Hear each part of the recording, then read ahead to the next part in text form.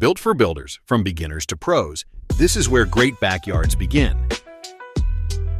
Welcome to the Ultimate Deck Podcast, your source for backyard building tips, product breakdowns, and pro advice from the front lines of the industry. Here are your hosts, Shane Chapman and Wade Laurent. Welcome back, everybody. It's Wade and Shane with the Ultimate Fence Podcast today. Why not? It's in your backyard. We do backyards. Let's do it. Right. Want to talk about it? I do want to talk about it, Okay, actually. let's go. Yeah, this is not like the Ultimate Deck shop, an Ultimate Deck podcast, but it's really I was starting to think about new acronyms for our company. the Ultimate Backyard Shop. Tubs. Nope. It was worse than that. All right. Never mind. It was like your backyard building center. Oh, yeah. The old BBC. I've had that from, yeah. And I was I've kept that one tucked away for what are we quite going to do some with time. that? How am I going to? If we ever get back to doing ads on Yep. sports bars above the urinals, Yep. that's what you do with That's that. how we introduced I've been it. calling this Backyard Building Center for a while, just avoided putting the acronym out there quite yet. I really latched onto the acronym of TUDS. You know what? I like it a lot. I think this is we have to mark this one as explicit rated R episode. I think that if you get it, if you know what that acronym You love it. could be, then you have no right to be offended by it. Sure. Yeah. Right? Sure. If you know about it, get off your friggin' high horse. No more soapbox for you. You've been on the Googles. You're not as innocent as you think. Right. Tear down the facade. Holy smokes, that got off on the right foot right away. Anyway,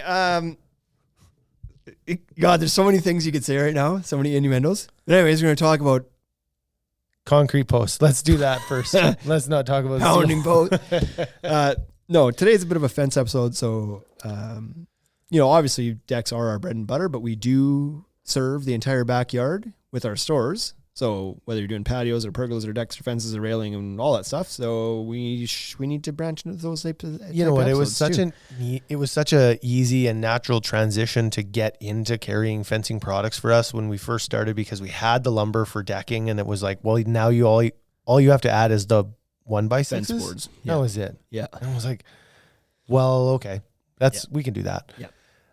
So now today we're talking about how best to basically secure the post in the ground. What type of post and how to secure it in the ground, because there's a few different methods. And this is going to be quite regional in my opinion. So we're going to talk about some things that maybe are more just common here and not everywhere else. So you might hear something and be like, what the but Yeah, listen, certainly. we live in the middle of redneck Canada, and there's farms down here, farmer fixes for everything. Yeah.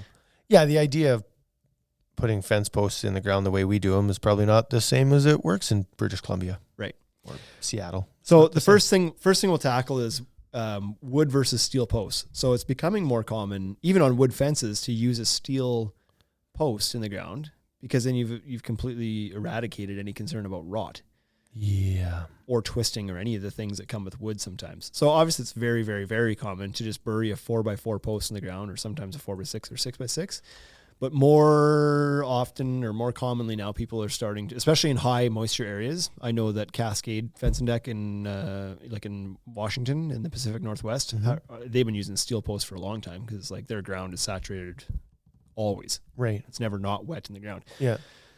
So rot is a big issue for them. But using steel posts eliminates that.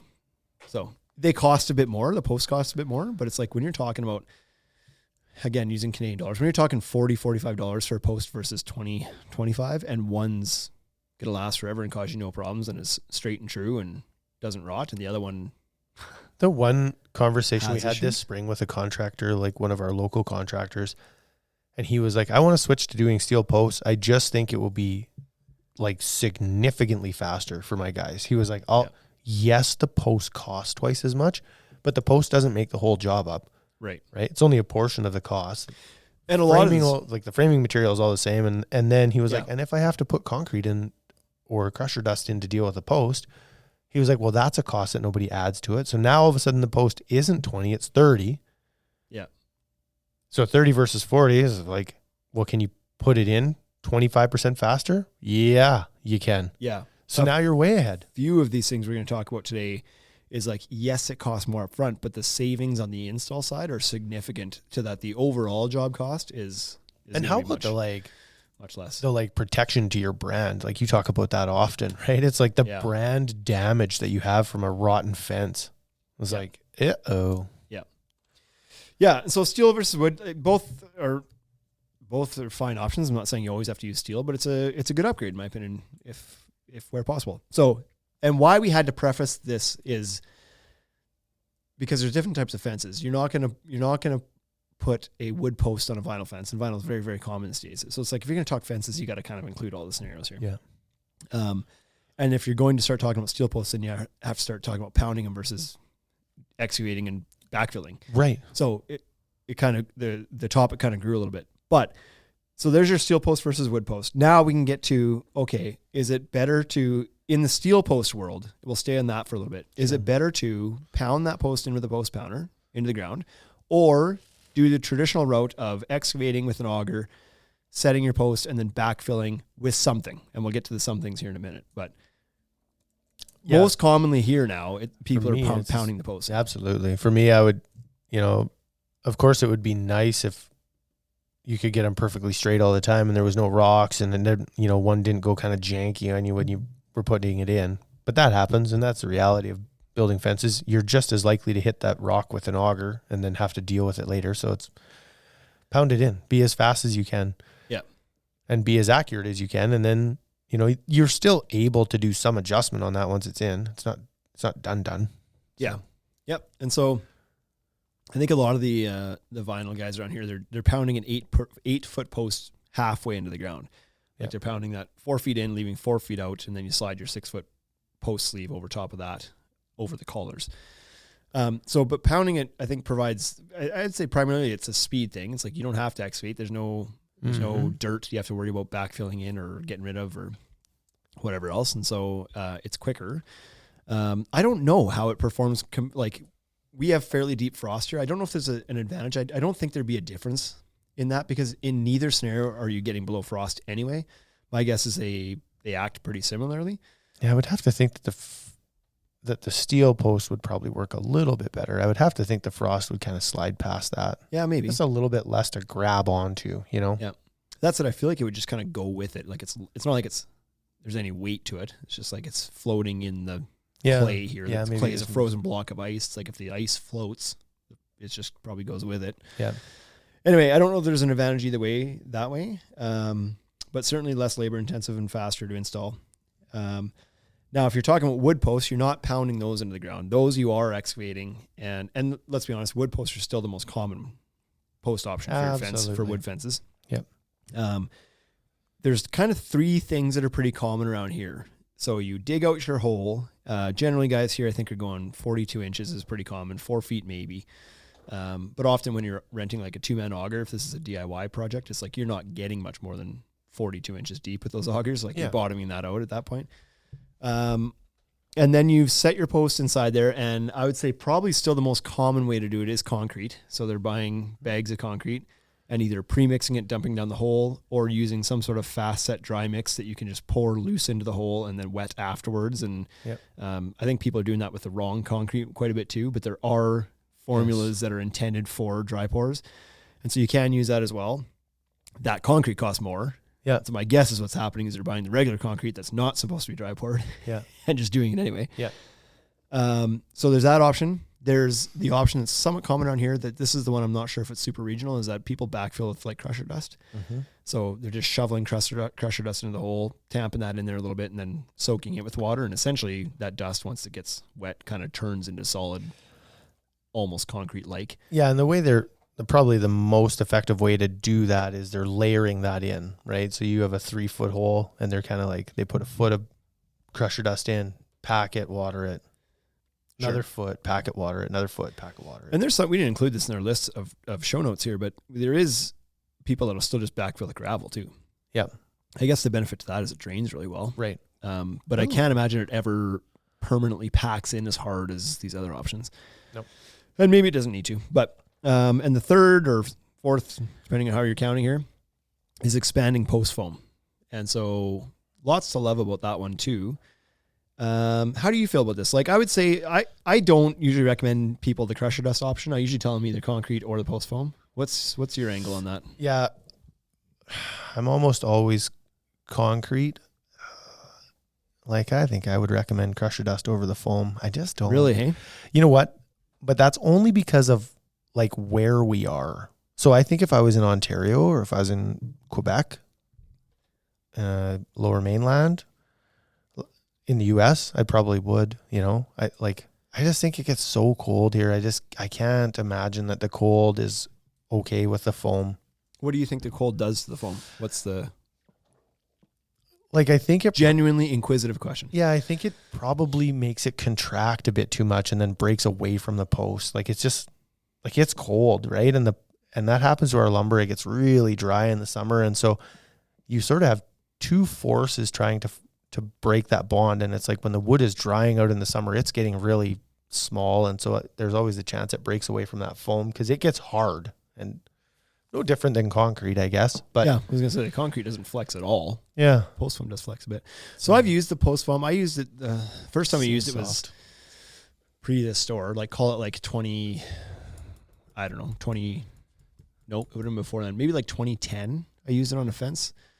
So that's 15 years ago. I haven't driven by that place in a while, but I used to drive by it all the time, and it still looked great. Like, and I didn't know at that time I wasn't supposed to use it stuff where you're hanging gates, or there's a different formula for where you hang the gates. Right. And I did hang the gate, and it still looked like it was all great for years and years and years after. You should rip over there sometime this week. I should just give it a shove. Go past it again. But I also used it, and this is not as good of a use case. Sorry, the use case scenario is great for it. Not as much of a tell as to whether it's performing well or not, but I built my playhouse in the backyard for my kids with it. Now, it's got 4 corners on it. It's not just like a linear fence. So like, it's got less sway already naturally, just the way it's built, than a fence would. But I think it's freaking brilliant, and it's still super sturdy and hasn't really moved for it either. I'm a big fan of it. I understand the hesitation from some contractors, and it makes sense. I've never seen an actual issue with it personally. I know some guys say like, I've had issues with it because it does flex and then whatever, it might break away from the post or something. My understanding is this stuff is used, I don't know if it's a different formula, for setting like telephone poles or like high commercial jobs too. They use a lot of post foams for those applications, probably denser formulas. But we have 2 formulas that we stock. We have the fence post and we have the deck fix, which is a more rigid formula for more structural applications. And that's what I would say you should use if you're going to hang a gate or something. It's just more rigid. But years ago, I watched the videos on this stuff, and people's concern was like, well, that stuff's going to break and like the post foam is not as strong as concrete, and it doesn't weigh as much, so it's going to heave out of the ground. It's like, well, weight isn't what's holding the fence post in the ground in the first place. But I saw the test where they hooked up, like, I don't know, I can't remember what they were pulling it with, but they hooked up chains to a 4x4 wood post that was set in concrete versus one that was set in post foam, and pulled, and the break point was much lower on the concrete, and the reason was because of the lack of flex in it. Right. So they'd pull it, I can't remember at what pounds of pressure, the 4x4 would snap, it would break off at the base where the concrete was because there was no give, and break, and the one in the post foam, because it would give a little bit and let it lean, it was way stronger. So when you're talking about lateral wind force on a fence for that application, yes, it's not as dense and hard as concrete, but in this application, for what you need out of it, it's actually a benefit.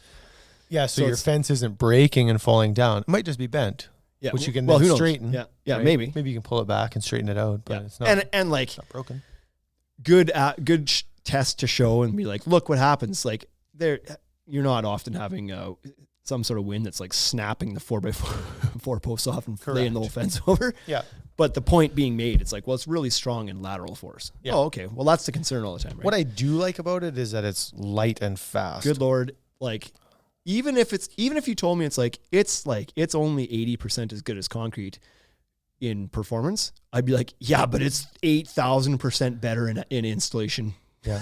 Like, the idea of mixing bags of concrete, even hauling the bags of concrete or getting it delivered and whatever, lifting the bag of concrete, just that part, versus the packs of post foam. Like, are you kidding me? We had that last week. We had a job in Saskatoon, and we did post in concrete in the guy's backyard, and I delivered the concrete to Tyler. Gross. And it was like 2 bags at a time, walk it along the house. Maybe that's what I did to my back, actually. Yeah. Might have been that. Yeah, and so the cost is about double per bag. However, and I'm going to put an asterisk on this, but the claim being, they say, so your bags of concrete, like these days, you're talking $10 a bag, call it on average, bag of concrete, and you usually need 2 per hole. And with the post foam, they say, yeah, but you only need 1 bag of post foam per hole. It expands more than concrete, so it's going to fill the hole better. But the cost of it is whatever, call it $20. Like 20. It's double. Yeah. So, but if you only need 1 per hole instead of 2, then it's the same cost. It's like, okay, that makes a lot of sense. In my experience, it's like, I think you still need like 1.5 of those per hole. So it's not quite 2 to 1, but it probably is less than 2 bags per hole. I also use it on a big 6x6 fence out at Hilchey's place on their big trellis walls around their pools and stuff. I had used it there too.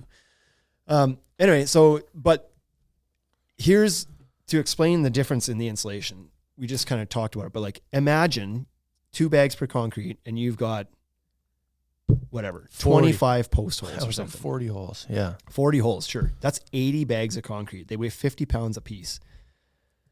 And they were dropped off by a Moffat truck and they're sitting at the front driveway and you got to haul them to the back. Now, maybe you've got a dolly. Maybe you've got some sort of system figured out. It doesn't matter. You're still moving it from the pallet to the dolly. Maybe you've got a skid steer or something. You can pick up the whole pallet.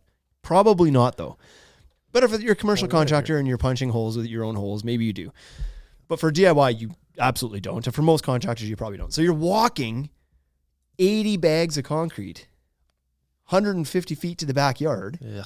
Then you have to, either you got to have a concrete mixer there, or you mix it in the tarp, whatever you do, or you mix it in the ground, or you mix it in a wheelbarrow. It's sloppy, it's messy. You dump it in the hole, and then you set it up and you wait. You set your posts, and then you leave the job that day. And you come back a different day because you got to wait for the concrete to that. Yep. Versus, now you don't need 80 bags. Now you need 40 or maybe 60, let's say. Yeah. But the 60, they come in it's in a box that's less than the groceries you carry. Yeah. For would your that box weigh? Would that box 10 be pounds? 10 pounds? Right. It's not 20. You walk it back there, and all you need is a knife. You take the bag, you break the seal, you mix the compound in there for 30 seconds, you cut the end off, and you dump the bag in the hole, and then you go to the next one. And you've got all 40 holes done before you even mix the first batch. And then you finish and you go back to the first one. And now it took 4 minutes to be completely solid and set. Now you're fencing. Same day. Yeah. Same morning. Same hour maybe. This is my reservation with concrete. When you're building a deck as well, I don't like concrete footings unless you're doing the footing at the time of build of the house. Yeah. If you're not doing the concrete at the time you're building the house, then just put a screw pile in the ground. It's faster, it's cleaner. Right. And it's ready to build right then. Yeah. I feel the same way about this expanding foam, but I still don't trust it. I don't know why. It's just one of those because things. I've been doing it all my life this other way. Right. It's one of those things hard to trust because in your head it doesn't make sense. The same way that you don't want to walk on the glass floor at CN Tower because you're like, well, I don't trust it because I can see through it, so it can't be strong. And then they're like, no, this thing can hold 40 elephants. You're like, yeah, but it's clear. I don't even believe you. Yeah. What if I'm 41 elephants? It's just like that, I think. It's just like, but it's foam. How can it possibly be stronger? So it doesn't matter how much they tell you. It's like, the tests show, and here's why. And you're like, yeah, but, foam.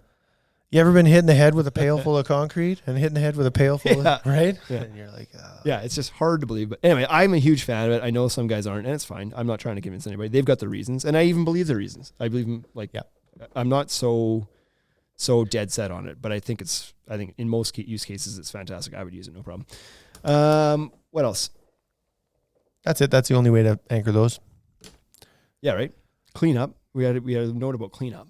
Yeah. But I mean, that's the same thing. One little garbage bag with all those little bags of post foam. You just toss them in the garbage bag. You're done. I mean, not that there's a lot of cleanup with the bags of concrete. You can do the same thing, but it's just messier. You end up with concrete dust all over in the grass and concrete splashed up the side of the post. And it's just a messier thing to work with. There's no doubt about it. Yeah.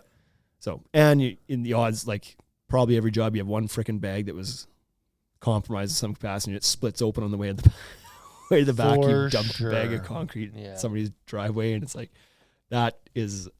you can't even get that perfectly clean. The second it gets wet, there's a concrete stain now on that person's side. Anyway, that's why I'm a huge fan of this stuff.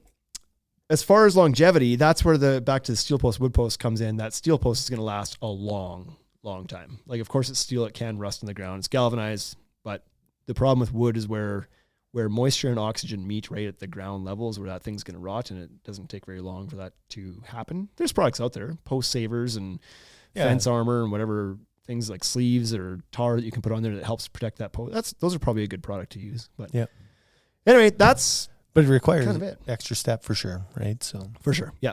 So if you have any questions or feedback on or experience with any of these methods that you are really dead set on, we'd love to hear about it. So hit us up in some capacity. And I don't know, like we probably won't talk about it too much on the podcast. One and done on the fence post thing, I think. So anyways, what do you got? Well, I was just going to say the crusher dust I like because it drains off, right? Sure. So that's I don't know if we touched on that or not, but it was like, that's one of the advantages that I can see. It's like the moisture gets away from the post, and I do like that more. That's one thing that I was going to mention too, is that the concrete situation too, you're right that the wood post will shrink, especially as a treated post, because it's just going to dry out. And sometimes that does leave like a void. Yeah. Like the concrete was poured perfectly at 3.5 inches square because that's the size of the post today, but then it shrinks by a 1/4 inch around, and now you've got this void around that water can get down and pool inside the post. And holds it there. The post foam, on the other hand, because it's literally, it's messy. You don't want to get the stuff in your hair. It self-seals the post. Not self-seals, but it seals the post. Yeah. Like it expands and it's gooey and it's a chemical reaction and it bonds to the post. Yeah, it kind of sticks there. Goes in some of the perforations, right? It would be like, it seals it up pretty good itself there. So that's a big benefit as well. Yeah. Anyways, if you have questions about that, let us know. We do sell the Sika post foam on our website. I think it's called Post Fix, Sika Post Fix, and there's Sika Deck Fix. If you're worried about strength, spend the extra couple bucks for the Deck Fix. It's a stronger formula. I wouldn't use it for burring posts on a deck. I don't think burring posts on a deck is a good practice ever. But if you want more reassurance for a stronger fence, or you need some for the gate, do the Deck Fix for that. So tuds.ca is where you can get that. And that's all for today. Thanks for this fence episode. Have a great week. We'll see you next time.